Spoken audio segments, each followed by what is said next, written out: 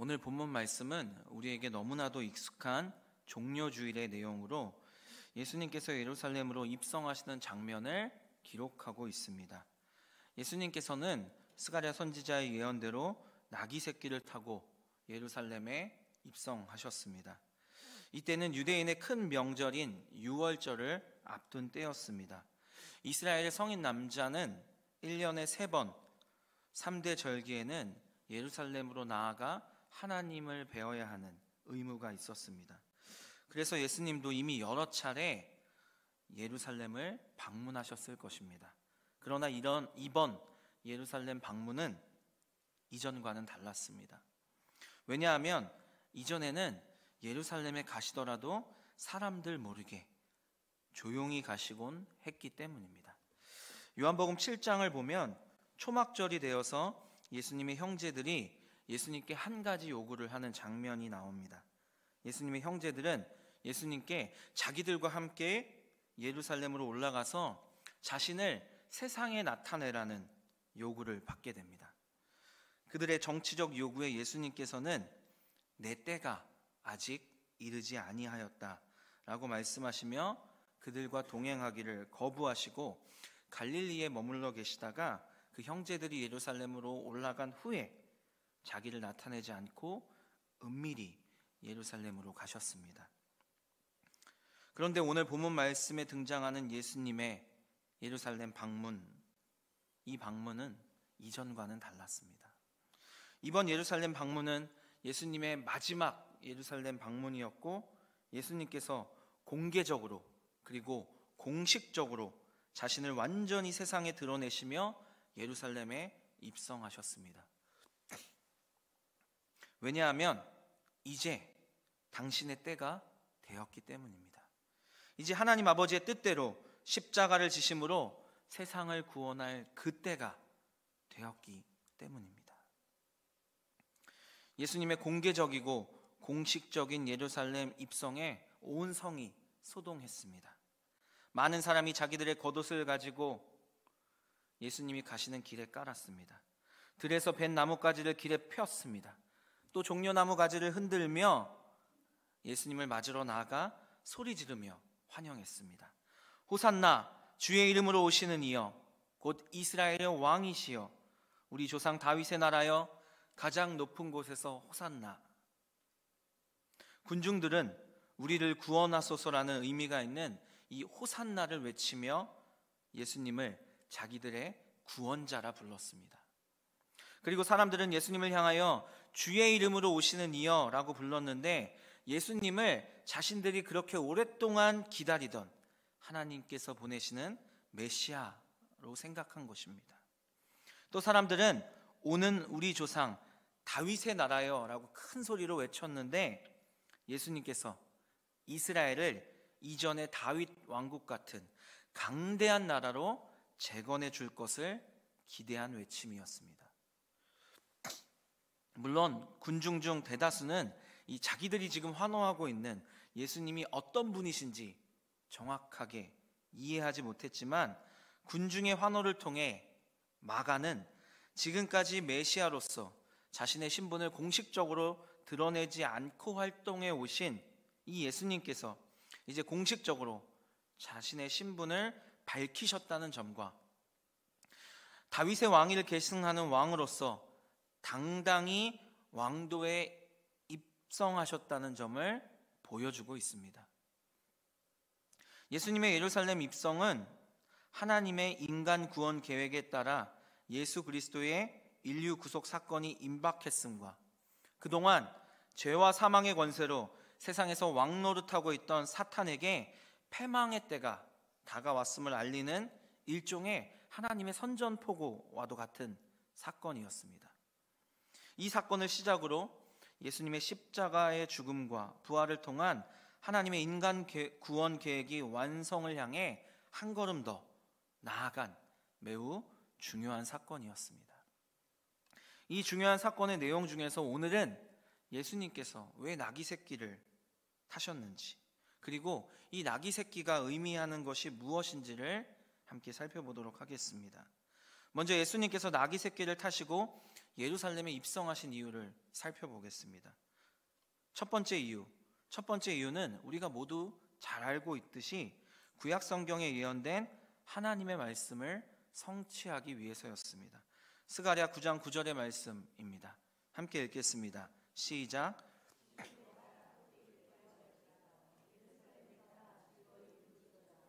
보라, 내 왕이 내게 임하시나니 그는 공의로우시며 구원을 베푸시며 겸손하여서 나귀를 타시나니 나귀의 작은 것 곧 나귀 새끼니라. 아멘. 예수님께서는 스가랴 선지자를 통해 예언된 하나님의 말씀을 성취하기 위해서 나귀 새끼를 타고 예루살렘에 입성하신 것입니다. 하나님의 말씀에 철저하게 순종하신 것입니다. 예수님의 공생의 사역은 구약 성경에 미리 예언된 하나님의 말씀에 철저히 순종하는 삶의 발걸음이었습니다.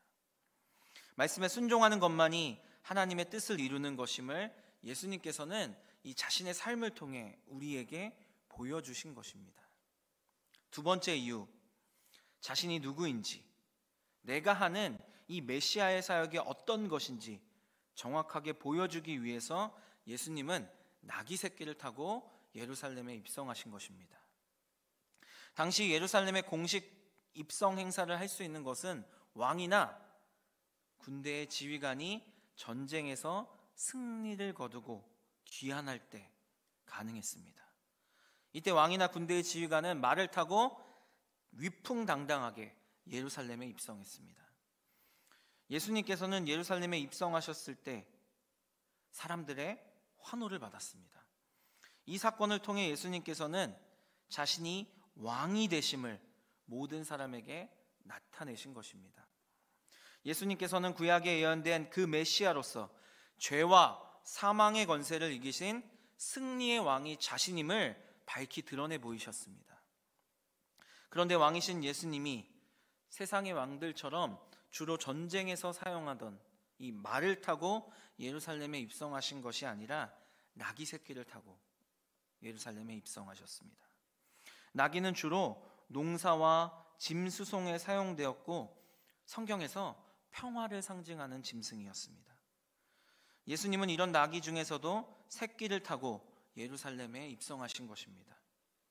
이는 예수님께서 구약 성경에 예언된 그 메시아로서 죄와 사망을 정복한 승리의 왕이신 동시에 평화와 겸손의 왕이신 것을 나타내는 것입니다.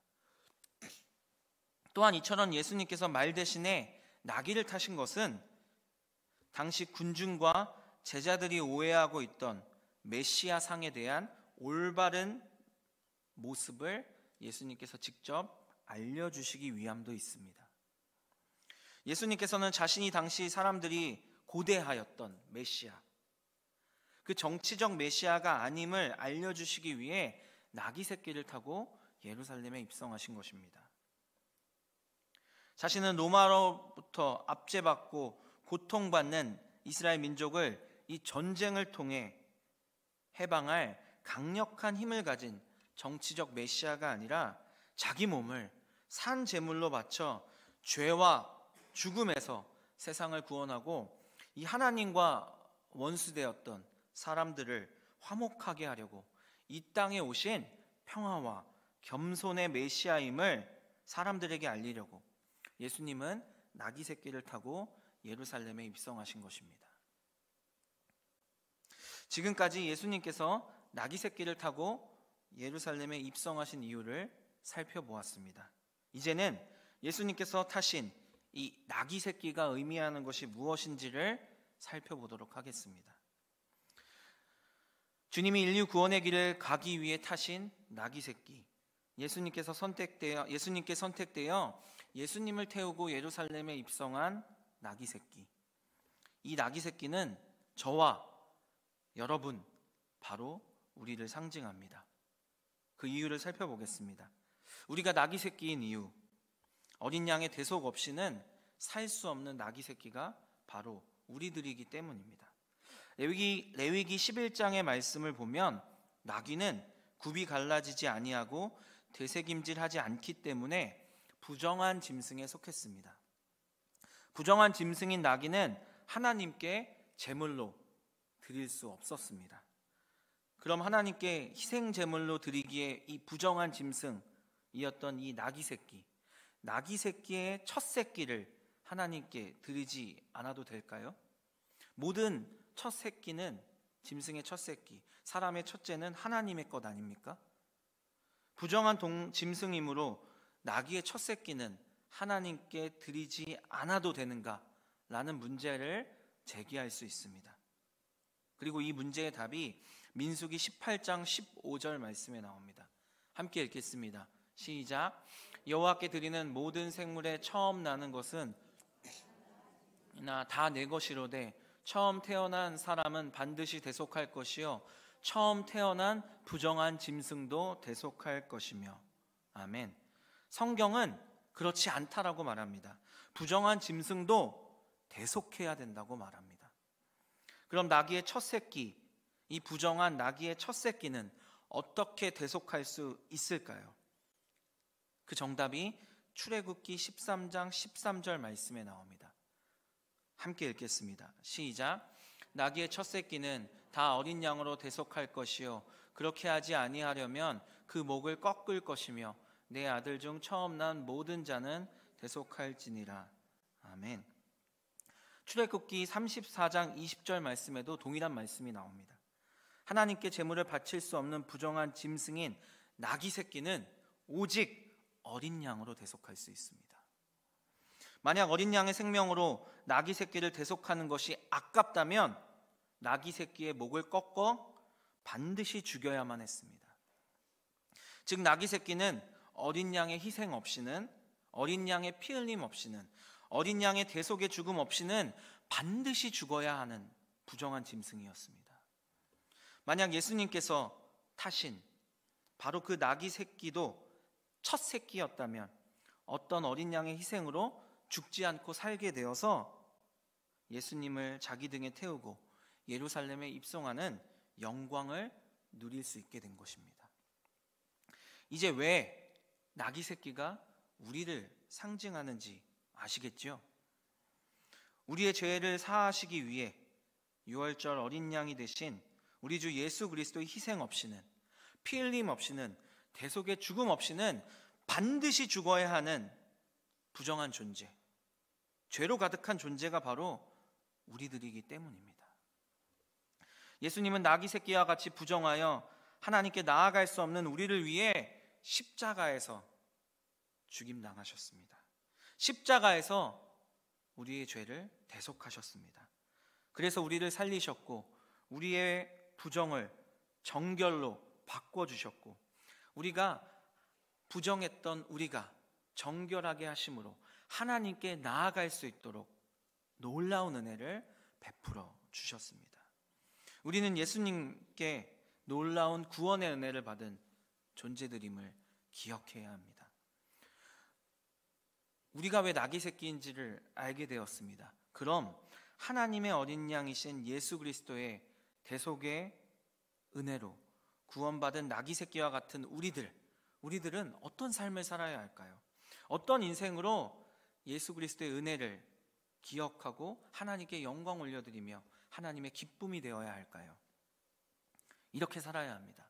첫 번째, 예수님께 매여 있는 삶을 살아야 합니다.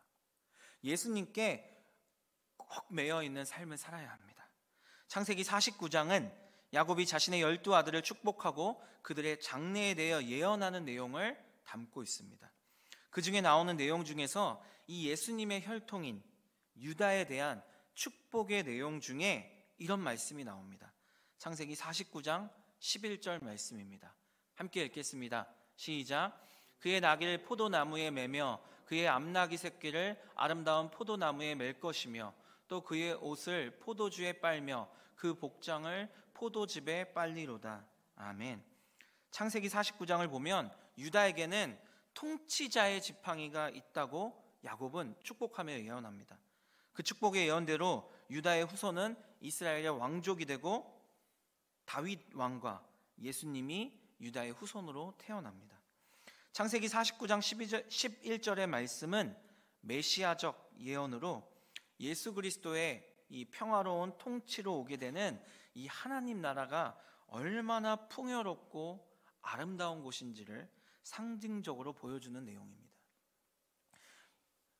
이스라엘에서도 귀한 이 귀중하고 아름다운 포도나무를 흔하게 볼 수 있고, 포도주가 넘쳐나며 그 귀한 아름다운 포도나무를 나귀를 매는 용도로 사용할 만큼 풍성한 복을 누리는 나라, 이 나라가 예수님이 왕으로 통치하시는 하나님의 나라라는 것입니다. 이 말씀에서 우리의 시선을 잡는 말씀은 암나귀 새끼를 아름다운 포도나무에 맬 것이며 라는 그 말씀입니다. 예수님은 요한복음 15장에서 자신을 뭐라고 말씀하셨죠? 참 포도나무. 그리고 오늘 우리는 나귀 새끼가 바로 우리임을 배웠습니다. 어린 양의 희생으로 구원받은 나귀 새끼인 우리는 포도나무 대신 예수님께 꼭 매여 있어야 합니다. 평생 우리의 삶이 예수님의 통치 아래 있어야 합니다. 그래야 예수님이 주시는 평화도 누리고 풍요도 누리고 하나님 나라에서 행복하게 살아갈 수 있습니다. 우리가 참 포도나무 대신 예수님께 매여 있어야 베드로처럼 주는 그리스도시요 살아계신 하나님의 아들이시니다라고 고백할 수 있고, 예수님께서 주인 되시는, 하나님이 통치하시는 교회가 될 수 있습니다. 그래서 예수님께서 주시는 천국의 열쇠를 받아 땅에서 무엇이든지 매면 하늘에서도 매이는, 즉 하나님 나라의 복음을 많은 사람에게 전파하며 그들에게 하나님 나라, 천국의 문을 열어주는 예수님께서 우리 교회에게 맡기신 이 복음 전파의 사명을 잘 감당하여 하나님을 기쁘시게 해드릴 수 있습니다. 이것이 예수 그리스도의 통치로 오게 되는 하나님 나라에서 살아가는 사람들이 누리게 되는 기쁨이며 그들이 해야 되는 사명인 것입니다. 아름다운 참 포도나무 대신 예수님께 꽉 매여 있는 나귀 새끼가 바로 우리들이 되기를 간절히 소망합니다. 또 이렇게 살아야 합니다. 예수님이 우리의 주인 되심을 기억하고 그분의 말씀에 순종하고 충성해야 합니다. 하나님의 어린 양 대신 예수님의 희생으로 구원받은 나귀 새끼인 우리는 이 말씀을 기억해야 합니다. 이사야 1장 3절의 말씀입니다. 함께 읽겠습니다. 시작. 소는 그 임자를 알고 나귀는 그 주인의 구유를 알건만은 이스라엘은 알지 못하고 나의 백성은 깨닫지 못하는도다 하셨도다. 아멘. 여기서 주목해야 될 말씀, 오늘 우리가 주목하고 있는 나귀입니다. 이사야 1장 3절 말씀에도 나귀가 등장합니다. 나귀가 뭘 알고 있고 뭘 깨닫고 있다고 이사야 선지자가 말하고 있죠? 그 주인의 구유를 알고 깨닫고 있다고 이사야 선지자는 말합니다. 이 말씀에서 안다라는 단어를 통해 나귀는 주인의 은혜를 확실히 알고 깨닫고 있으며 이에 걸맞는 순종과 충성을 하는 짐승으로 표현되고 있습니다. 하나님의 어린 양 대신 예수님의 십자가 죽음으로 구원받은 우리는 그 은혜를 확실히 알고 확실히 깨닫고 있어야 합니다. 그리고 주인 되시는 하나님께 일평생 순종하고 충성해야 합니다. 오늘 본문 말씀인 마가복음 11장 6절 말씀을 보면 나귀 새끼의 주인이 예수님이 하신 말씀, 주가 쓰시겠다라는 말을 듣고 제자들이 나귀 새끼를 풀어 가져가는 것을 허락했다고 말합니다. 여러분 한번 생각해 보시기 바랍니다. 이 얼마나 무례한 요구입니까? 주인은 왜 예수님의 무례한 요구, 이 제자들의 무례한 요구를 허락했을까요? 주가 쓰시겠다. 이 주가 쓰시겠다라는 예수님의 말씀 때문입니다. 나귀 새끼의 주인은 너의 소유를 나를 위해 내놓으라고 말씀하시는 예수님이 누구인지를 알았던 것입니다. 주라는 단어는 헬라어로 퀴리오스입니다. 이 퀴리오스는 주인, 지배자라는 뜻입니다. 그런데 헬라어 성경을 보면 퀴리오스 앞에, 이 본문 퀴리오스 앞에 정관사 호, 영어로 더가 붙습니다. 호 퀴리오스, 그 주인이란 뜻입니다. 그러니 본문이 말하는 주, 그 주인은 나귀 새끼의 진짜 주인이 누구인지를 말하는 것입니다. 그건 예수님이 그 나귀 새끼의 진짜 주인, 창조주 하나님이시라는 겁니다. 그 진짜 주인이 자기 소유인 나귀 새끼를 지금 쓰겠다고 말씀하고 계신 것입니다. 그러니 즉시 내어달라는 것입니다. 이 말을 듣고 나귀 새끼를 즉시 내어준 이 주인의 믿음, 큰 믿음입니다. 자신이 진짜 주인이 아님을 선언하는 믿음입니다. 내가 가지고 있는 것이 내 것이 아니라 창조주 되시는 예수님께서 잠시 나에게 맡겨주셨다는 것을 아는 믿음입니다. 하나님의 은혜를 알고 고백하는 믿음, 바로 이 주인의 믿음입니다. 우리도 이 믿음으로 살아야 합니다. 나 자신도, 내 인생도, 내 소유도 모두 나의 주인 되시는 예수님의 것입니다.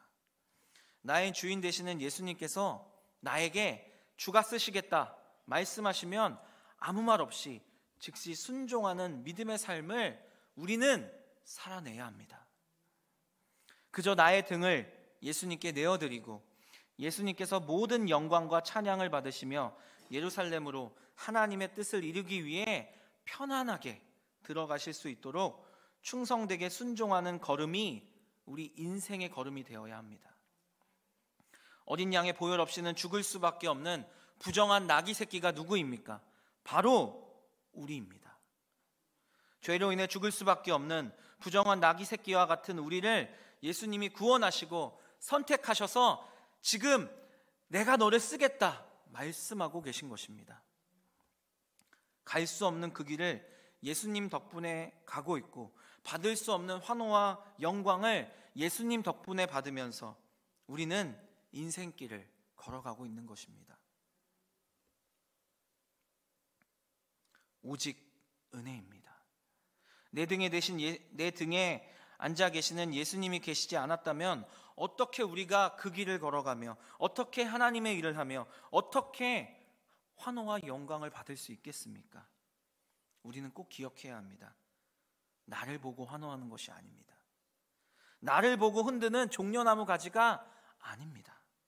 내가 받을 영광은 더더욱 아닙니다.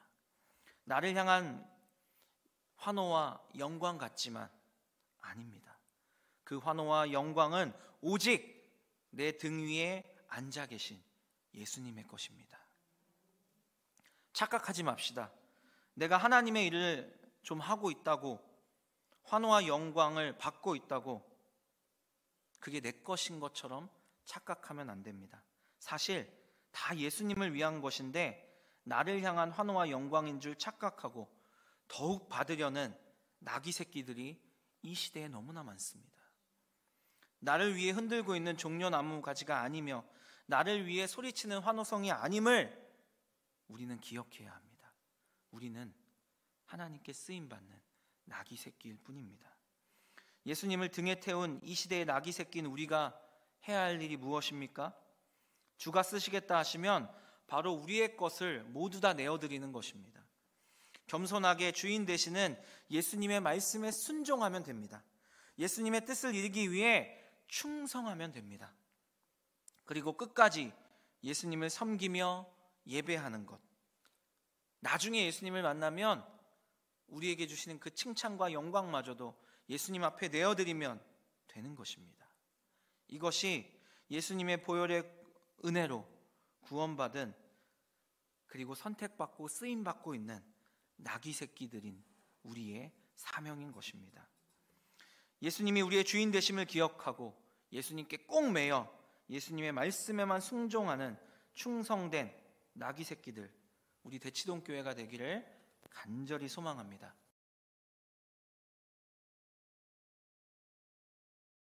아멘. 지금은 우리의 삶의 유일한 이유 되시는 우리 주 예수 그리스도의 은혜와 자기 아들을 버리고 우리를 구원하신 하나님 아버지의 사랑과 항상 예수님께 매여서 예수님의 뜻에 순종하며 살도록 우리를 인도하시는 성령님의 교통하심이 예수님을 위해 살겠다고 결단하는 여기에 모인 하나님의 사람들 가운데 항상 함께 하시기를 간절히 축원합니다. 아멘.